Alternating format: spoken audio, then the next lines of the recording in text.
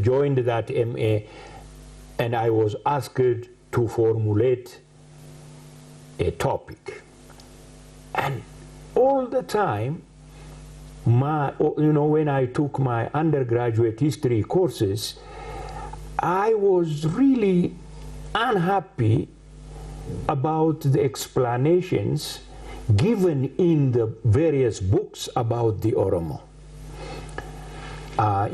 Starting from distorting the name of the people, they continue to distort the history of the people.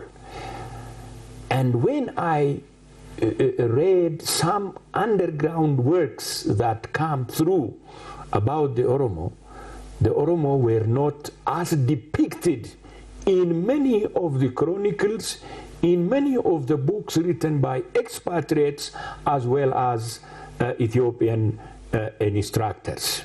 So I said, I asked my instructor to write on the Oromo of Walaga to 1910. Why I made the topic open-ended was to start off from the so-called 16th century. 16th century. The Renaissance, yes, the Gada system. Yes, it was called migration. I dropped migration and used population movement. Movement or expansion. Movement or expansion of the population. So I started with an appraisal of that, and I reworked and went to Walaga. Made series of interviews. I went to 6 Aurajas. There were 6 Aurajas there. I made interviews down to earth, very carefully, cross-checking with the old ties of the traditions, making the thread of history alive, and then wrote that MA thesis, which has become a groundbreaking work for the Oromo in general and the Walaga Oromo in particular. Yeah, among the Mecha Oromo, the Walaga Oromo, you took it that. Yes. Now this is a bit condensed and actually important. Yeah. And for your PhD, like I said, you went to Michigan State University. Right. And you've conducted a research and wrote your dissertation under the title, The Political Economy of an African Society in Transformation, the case of Mecha Oromo. It's a bit wider. Yes. And how did you do that? And how did you first go to the United States of America? Yeah, in the first place, in those days, since it was the days of the revolution, Ethiopia did not have a close connection with the West generally, and particularly with America. What happened was our instructors wanted staff development very much. So they asked old instructors who came here and made research and did their research here, and also taught some courses in Addis Ababa University, like Professor Harold Marcus, God bless his soul, who was my advisor at Michigan State University, and like Professor Krami, who also was at Illinois. And I happened to go to Michigan because Harold Marcus, when he saw my works in the MA, he said that this is a material who can do a PhD. Even somebody who can do PhD is a very good material to be developed. He wrote about the history of Ethiopia. Yes, he wrote the history of life and the times of Menelik II. Yes. So I went to Michigan in 1982 fall term, like as a European calendar. I reached there in September. I really admired the way the American setting was, particularly the roads, the network of roads. I admired that. And at Michigan State University, there were more than 80,000 students who could be registered in a matter of 3 days. Here we could not even register, 5,000 students in a week. In a week. Yes, that's very, I admired that. And particularly what I would like to tell you is there was a small topping off from Rockefeller by Addis Ababa University. The Rockefeller Foundation. Rockefeller Foundation, about $2,000. The rest I had to work. I had to teach as a teaching assistant, 20 hours per week, and then get my pay. They call it half assistantship. And it's there not is also scholarship, half assistantship or quarter scholarship. They call it quarter assistantship, which is 1/4. 1/4. That one is half, a little bit. You can pay your lodging. You can live. At least decently with that money. So I really taught helping the instructors for 4 years.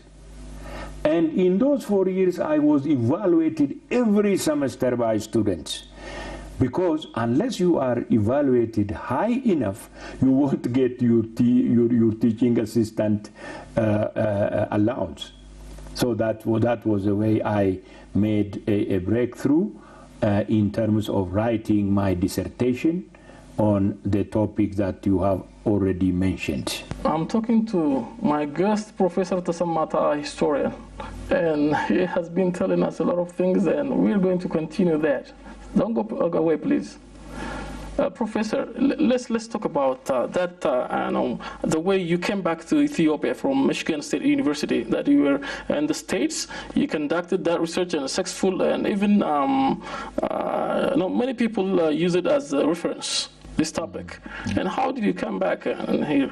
Yeah, actually, I was successful in defending my thesis. And definitely that was accepted in 1986, August.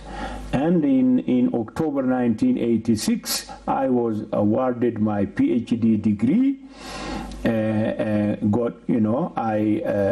At that time, the university was paying us our trip back and forth. So I got a ticket and came back to Addis Ababa University. In 1986, people, my friends there, advised me not to return to Ethiopia because the time of the Derg was outrageous and dictator. But I said, no, I have nothing to do with the dictators. I want to teach my people who have taught me. And I did sign for the university to teach for 12 years. 3 years for each year I stayed at Michigan State University. 3 times 4 is 12. I signed for 12 years, and right away I came back, and I was very happy to have come back. By then I had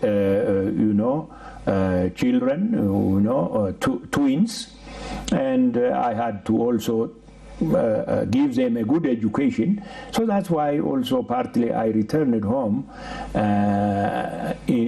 other than the broader objective that I had to teach the people and to do research. The interval I saw between your BA degree, your master's degree, and your PhD, only 6 years, 76, 80, and 86. Right. But it took you a long time, I think, to get your professorship. Yeah, why was that? It took me 7 years to get my BA, 6 years to get my MA and PhD.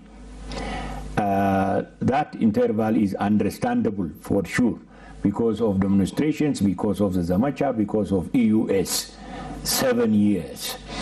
And after returning home at Addis Ababa University, I was engaged in academic administration, Before I left, in fact, I had worked for 2 years as an assistant dean.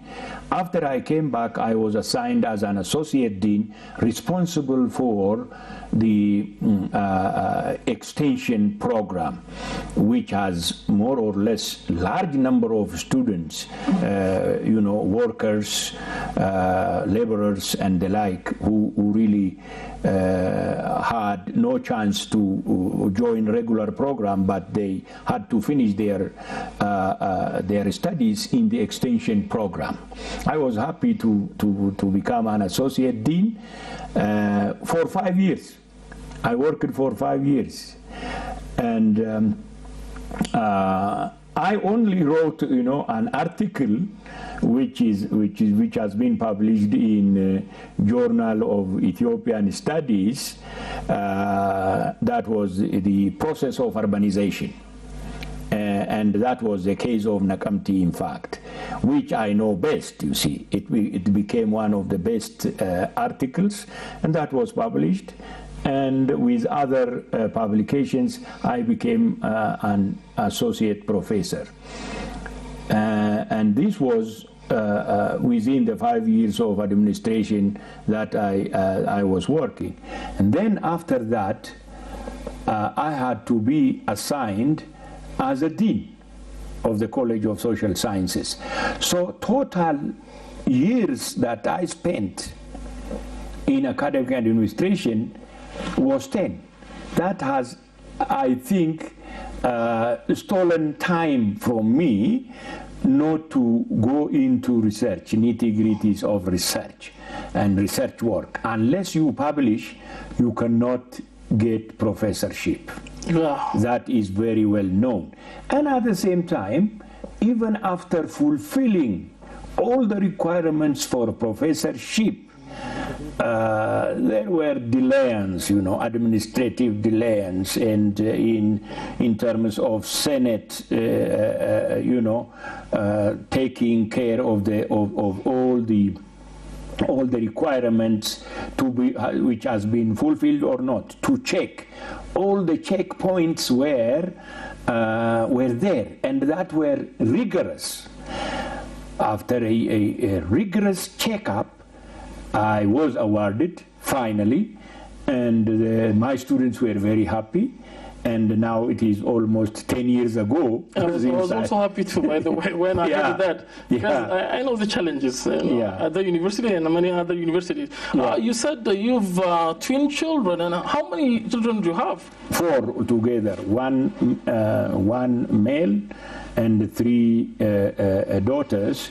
And one of my daughters is in America. She has got married. She has now her own kid, her own house. She's in Maryland. She has taken her master's at the Netherlands. She graduated from Macaulay University after 5 years, getting her first degree in industrial, in industrial engineering. The other one, her twin, has been with me. Unfortunately, she was suspended for 2 years. You remember when 350 students were suspended. You know that, and she did not commit any crime except that she is my daughter. That's all. Not except she's your daughter, except she was an Oromo. Exactly. We should be precise. We're telling the people history. Exactly. That's why I said this. Exactly.